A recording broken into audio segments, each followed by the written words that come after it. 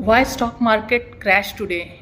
Sensex and Nifty 50 fall explained in entire video. And what is US and Iran tension? So last तक बने रहिए। Surprising and shocking हम सभी के लिए है कि 5 लाख करोड़ रुपए सिर्फ कुछ घंटों में खत्म। सेंसेक्स क्रैश, निफ्टी क्रैश, और अब हर मिडिल क्लास इन्वेस्टर्स के मन में ये सवाल है कि अब क्या करें। क्या ये सिर्फ शुरुआत है? क्या इंडिया में फिर से एक बड़ा मार्केट क्रैश आने वाला है? और सबसे इम्पॉर्टेंट, रिटेल इन्वेस्टर्स को अभी क्या करना चाहिए? तो नमस्कार दोस्तों, एक बार फिर से आप सभी का स्वागत है फाइनेंस गुरु के चैनल पर। और मैं लेकर आई हूँ कि इस मार्केट क्रैश या जिस तरीके से मार्केट आज गिरा है उसमें हमें क्या करना चाहिए। तो अंत तक बने रहिएगा और सब्सक्राइब करना ना भूलिए, like share and comment please. तो चलिए शुरू करते हैं। आज हम बात करेंगे स्टॉक मार्केट क्यों गिरा, number 1। Number 2, US Iran tension का इंडिया पर क्या असर पड़ने वाला है। नंबर 3, क्रूड ऑयल और रुपी क्रैश का क्या कनेक्शन है। 5वां, ऐसे समय में आपको एसआईपी बंद करनी है या चालू रखनी चाहिए। तो सबसे पहला जो बहुत इंपॉर्टेंट है वो है मार्केट क्रैश को लेके, मार्केट में गिरावट को लेके। तो मार्केट में हुआ है क्या? आज सेंसेक्स 800 से ज़्यादा पॉइंट गिर गया और निफ्टी भी मेजर सपोर्ट लेवल से नीचे चला गया और कई इन्वेस्टर्स पैनिक सेलिंग कर रहे हैं। सोशल मीडिया पर लोग कह रहे हैं कि ये 2020 जैसा क्रैश आ गया है। 2020 का क्रैश सभी को याद होगा, लॉकडाउन ड्यूरेशन में किस तरीके से मार्केट क्रैश हुई थी। नंबर 2, यूएस ईरान की टेंशन क्या है और इसका असर इंडिया पे सीधे क्यों पड़ रहा है। और इससे रिलेटेड एक मैंने वीडियो बनाई थी जो पीएम मोदी ने अपील करी है, क्यों करी है। सो मेजर इंपॉर्टेंट असर, डर शुरू हो रहा है मिडिल ईस्ट टेंशन से। यूएस और ईरान के बीच में जो बढ़ते तनाव है उसकी वजह है क्रूड ऑयल की प्राइस, और अगर ऐसा ही चलता रहा तो वो तेजी से $100 के ऊपर जाएगा। इससे इम्पैक्ट होगा इंडिया को।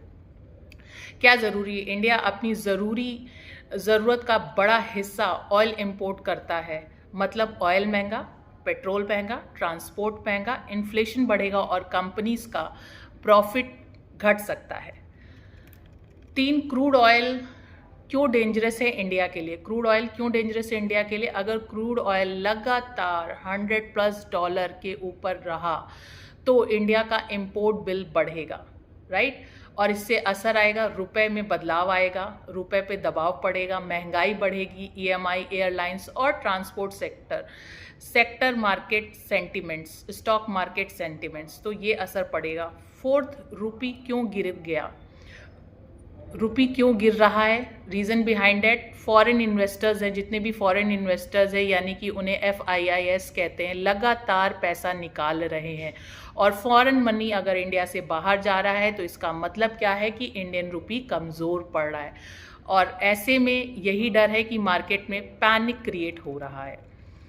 5th, रिटेल इन्वेस्टर्स क्या करें। जो रिटेल इन्वेस्टर्स यानी कि हम आप जो छोटी छोटी जगह पे पैसे डालते हैं SIP के थ्रू, स्टॉक शेयर वॉटेवर, तो वो क्या करें। सबसे पहली बात, इस समय पैनिक सेलिंग मत करें, लॉसेस में अपनी चीज़ों को ना निकालें, SIP बंद मत करें, र्यूमर्स पे ना जाएं, अपनी जो भी चीज़ें हैं उसको एज इट इज़ रखें। स्मार्ट इन्वेस्टर्स क्या करता है, लॉन्ग टर्म का माइंडसेट रखता है, SIP को कंटिन्यू रखता है, क्वालिटी स्टॉक्स में एक्यूमुलेट करता है, इमरजेंसी फंड रेडी रखता है, ठीक है। सबसे इम्पॉर्टेंट, कौन से सेक्टर पर इसका प्रभाव पड़ने वाला है। तो दबाव में इस वक्त सिर्फ IT सेक्टर है, एयरलाइन है, ऑटो एंड बैंकिंग है। फ़ायदे में कौन कौन सी कंपनी रहेगी, जैसे कि आप ऑयल सुन रहे हैं तो, और वॉर सुन रहे हैं, तो सबसे ज़्यादा फ़ायदे में जो रहने वाली है ऑयल कंपनी है, डिफेंस सेक्टर है और एनर्जी सेक्टर है। तो इसमें स्टे इन्वेस्टेड रहें। नहीं है तो अगर क्रैश होता है तो सबसे बेस्ट टाइम है कि जो बड़ी बड़ी कंपनीज है जिसके हम शेयर्स प्राइस सोच भी नहीं सकते, वो डिस्काउंट रेट में मिलता है जब मार्केट क्रैश होता है। मार्केट क्रैश टेम्पररी होता है।